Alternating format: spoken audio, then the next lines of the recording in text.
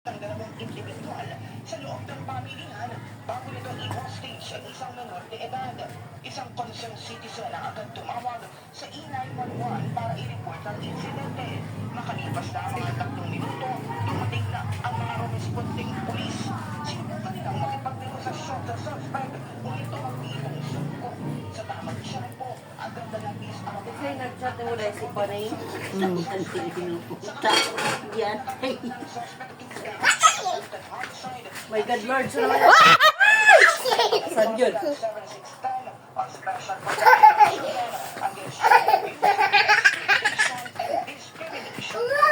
Hubog.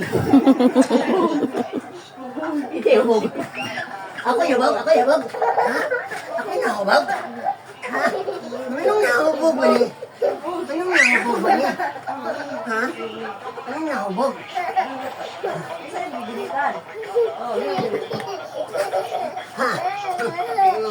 Hubog. Asa ang lusay? Dagan kay hubog ko. Dagan. Dagan.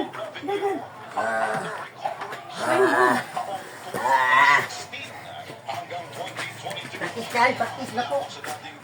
Kusila na yun. Kusila. Dulita. Bang! Awak may tingog. Problema na tiyong-tiyong. Ah! Gurita ng lusay. Ah!